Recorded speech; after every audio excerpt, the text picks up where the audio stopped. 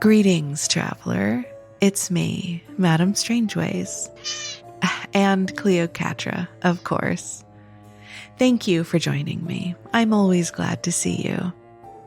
Today, I've got 2 new true scary stories for you about haunted places. The catacombs under a hospital and a haunted barn. And as always, solicited or not, usually not, I share my thoughts and observations after each spooky tale. Now, it's time for you to dim the lights, get cozy, and maybe even get yourself a little snacky snack while I read you these true strange stories here on Madame Strangeways.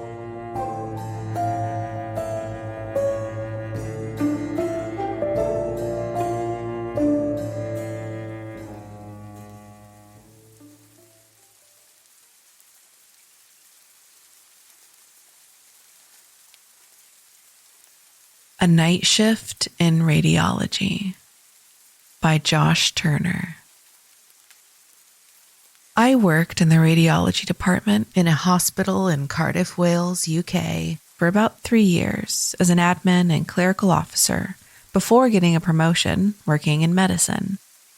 During these 3 years, I saw a lot of things, ranging from patients dying in the MRI scanners to patients having an X-ray or inserting a meat thermometer into their urethra.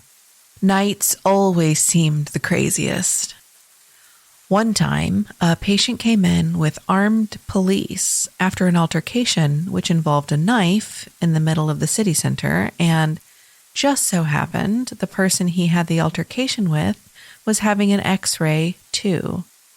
This caused a second altercation right in front of me. Chairs were thrown, a trash bin or two, and then a wheelchair. So I have seen things, some funny, some stressful, some sad, and many bonkers.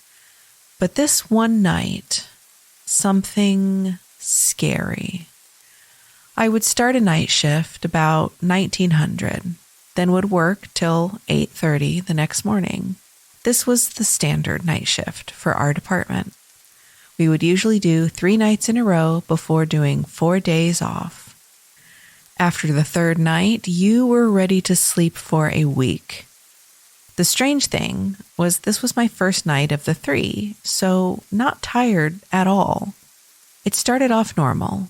I arrived at the department, took over from the day staff, logged into my PC.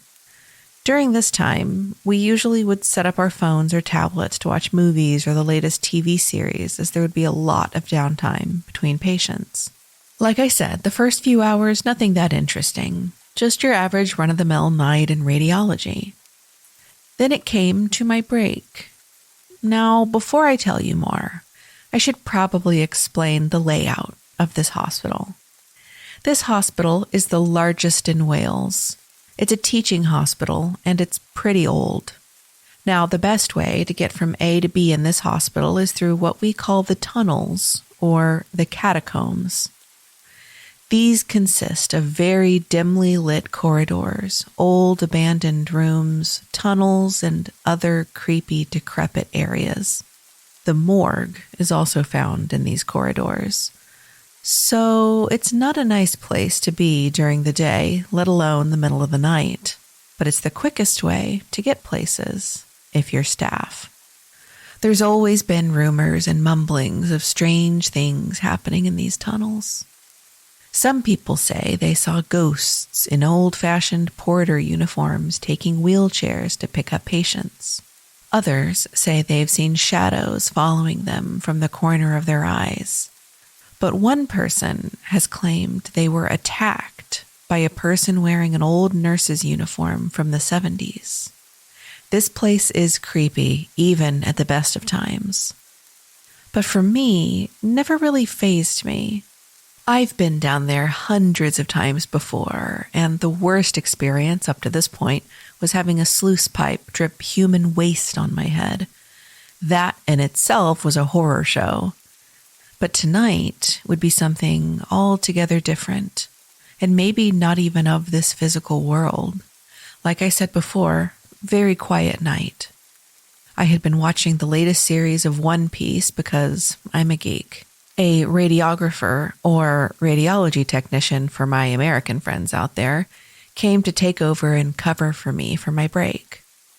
I decided to go to the 5th floor where the sanctuary, a multi-faith chapel, was located. On a night shift, it was one of the most peaceful places in the hospital, but to get there, I had to walk through the tunnels to reach the nearest elevator. I set off on my journey, which would usually take about 15 minutes, scanned my keycard on the main entrance to the tunnels, then proceeded to walk through. 2 minutes in, I started to feel like someone was walking behind me. It being a busy hospital and basically the tunnels acted like a highway, I didn't think anything of it. Suddenly, I heard panting, like someone was trying to catch their breath after going for an intense run. So I turned around to check and saw nothing. A bit strange, but I thought it was nothing. Maybe just one of the pipes above my head creaking or a generator pumping. So I carried on walking, but I kept feeling like someone or something was watching me and was walking behind me. Out of sheer confusion and fear, I missed my turn towards the elevators and found myself in a large section of the tunnels that I have never been before, littered with old stretchers, beds, hospital furniture, and equipment.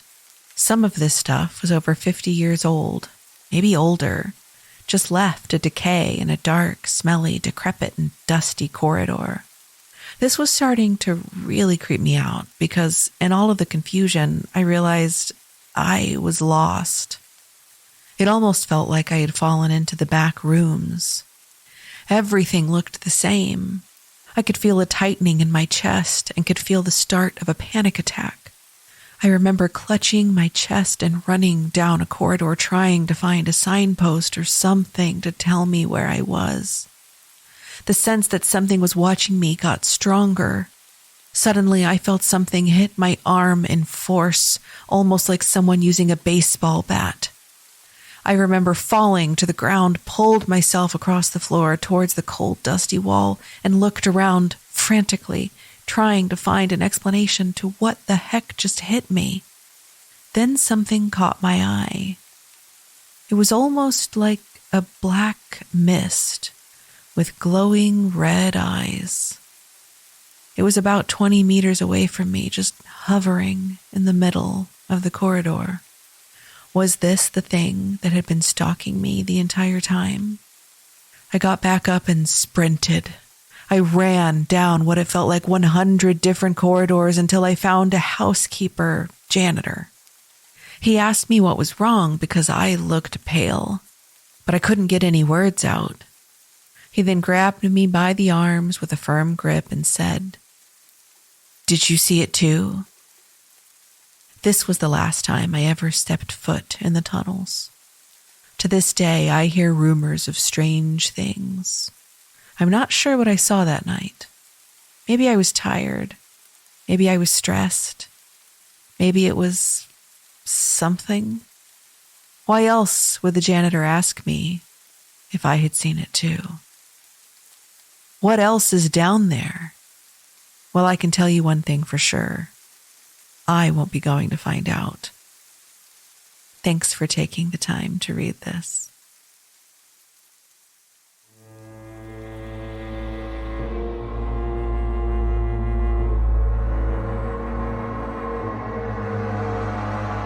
First of all, why are there so many catacombs? First of all, let me take a step back. If you work somewhere and in this place where you work, there are catacombs. No. You know what? That's what you ask in the interview.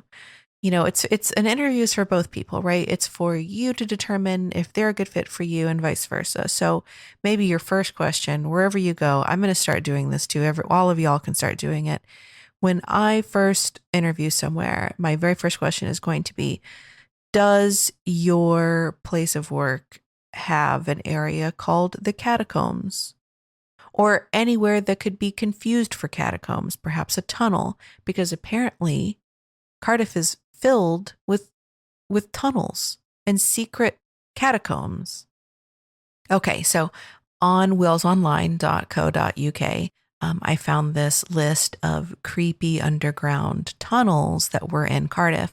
So in that list, here's just an example of things that go on there in Wales, is the churchyard that had a graveyard with bodies buried in it was inconvenient. And so they actually paved over it to make it more convenient to get to the market quicker.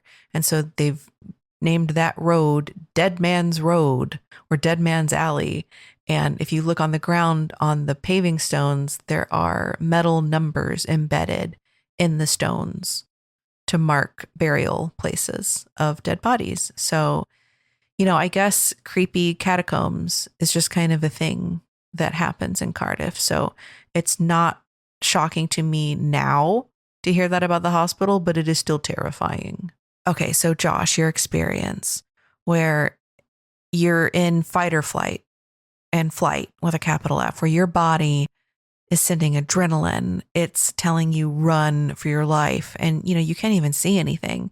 You've barely heard something, but you just feel like something's watching you. Just horrifying. And I don't even know how you continued to work there after that. I mean, of course you never went back down there. I would never go back down there. But, you mentioned those abandoned like stretchers and wheelchairs and just general hospital furniture that's just been allowed to sit down there and rot for possibly decades. It makes me wonder, is there like mold or spores? I mean, I guess mold spores, but like, is there something that has been released into the air and then you're breathing it and you're getting some sort of, hallucinogenic or just general paranoia? Like, is there something like that that's happening down there? Or I know that humans are more sensitive to electromagnetic frequencies, EMF. And so sometimes that's what's happening when you feel like you're in a haunted situation. I mean, that's not even counting carbon monoxide. I mean, that is a pretty quick reaction to carbon monoxide, but is it EMF? Is there something down there that's not wired correctly? And it's, messing with the electricity in your brain, and your brain is saying, danger, danger, something's chasing me. But then what hit you? Like, I wonder, like, were you bruised? Were you injured? Did it just hurt? Like, how could something slam into you if nothing's there? And then the janitor, and then was the janitor real? Or was the janitor part of the haunting? Was that the twist? Is you found out later, that janitor hasn't worked here in 50 years. Is that the twist? Josh, thank you so much for letting me share your story. And if you have any other creepy hospital stories, I would love to hear them. Oh, and I almost forgot to mention that apparently they filmed at least one Doctor Who creepy, scary scene in the tunnels underneath that hospital, according to people on the internet. And they never lie. Okay, just one more bonus thought. When I was on the walesonline.co.uk site looking at this list of creepy underground tunnels, the front page, the breaking news story was live updates as unsafe building incident shuts Cardiff Road.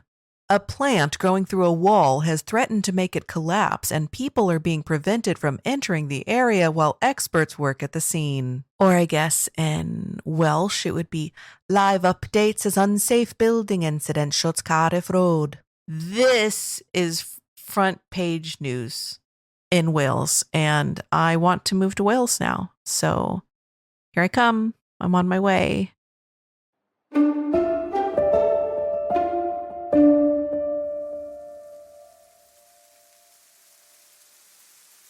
Another terrifying experience in the barn by Daddyo.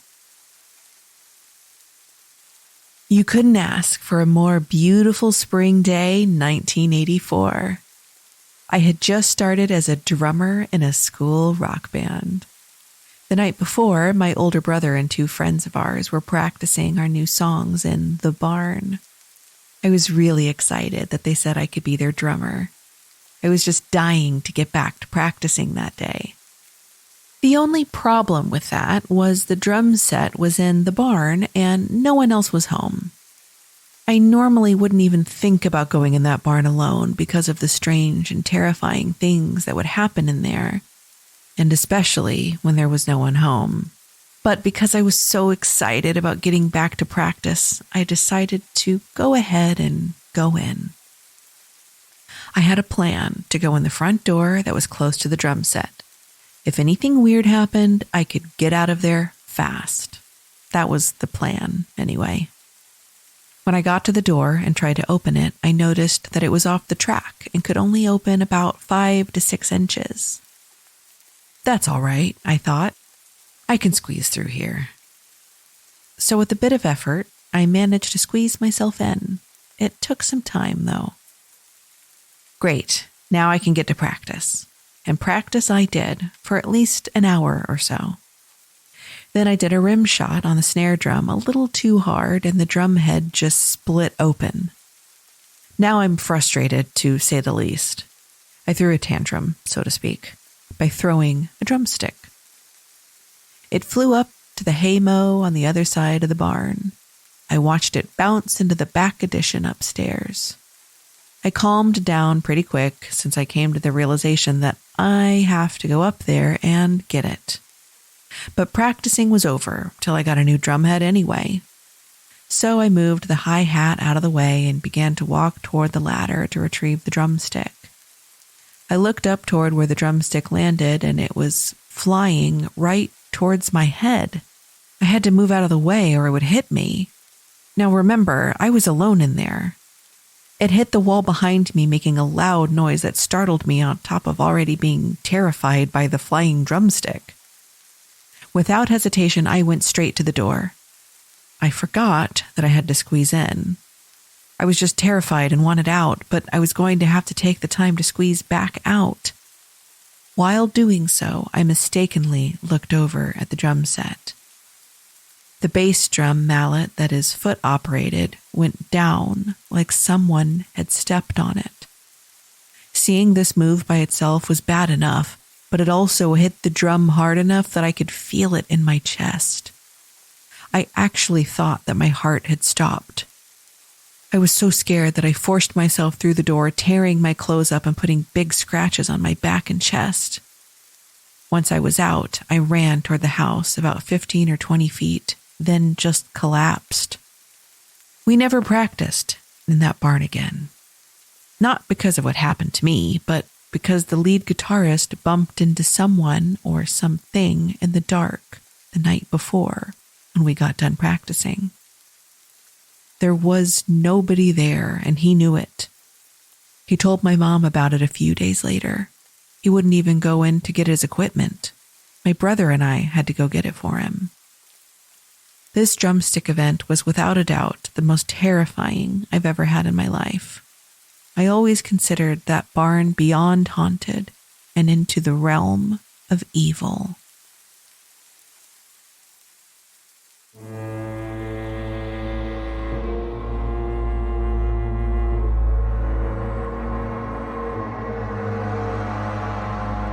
So for anyone who has not listened to the episode previous to this one, episode 10, Daddyo does have another haunted barn story that talks about some other activity that he has experienced, that he and his brother and his brother's friends and also his friends have all experienced in the barn, just to give some backstory into some back barn story, which is why I am so shocked that you went into this barn alone, Daddyo. Like, drum set or no, the motivation to be a drummer in a band or not, man, I mean, that's dedication.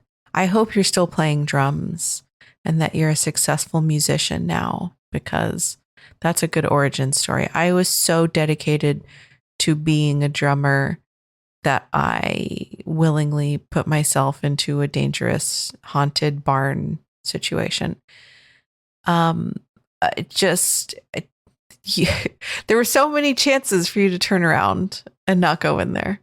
You could have said, the door, can't get it open. Oh, well, you said, nope, not me. I'm not being deterred by a silly thing like a door not allowing me in.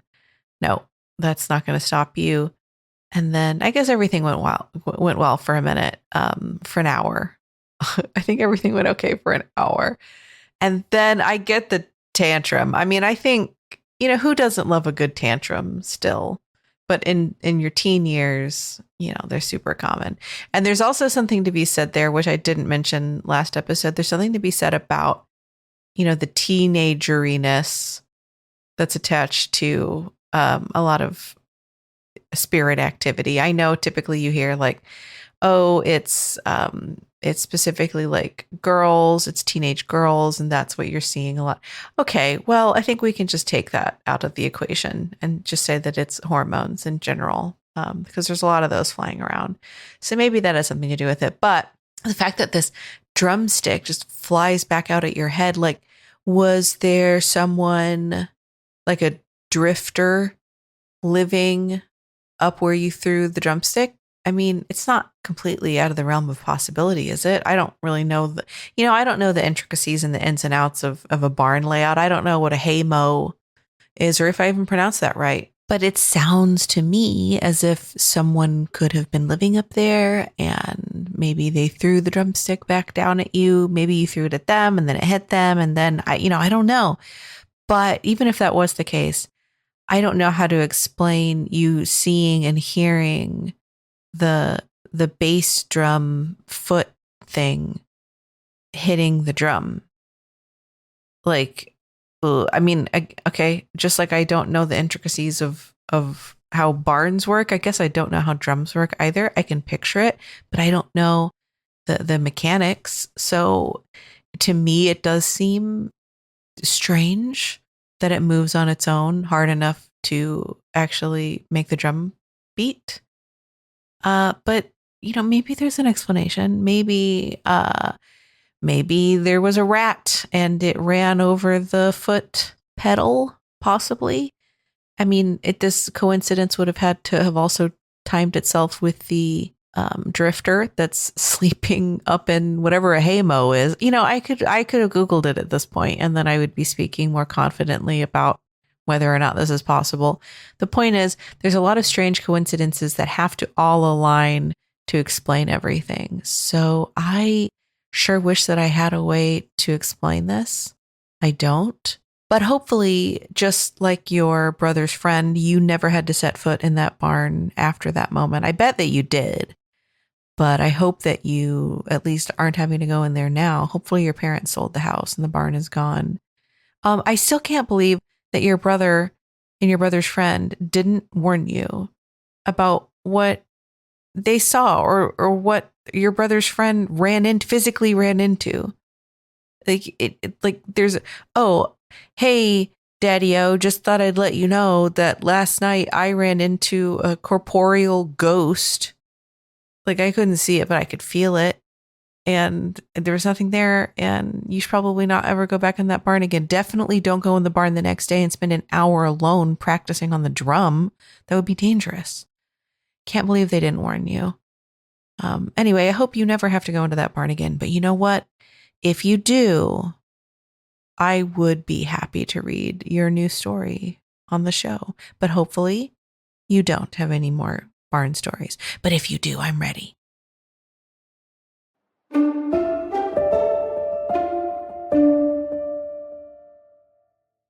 Thank you so much for listening. Remember, you can feel afraid and not be in danger. Please remember to like and subscribe. It means a lot. Until next time.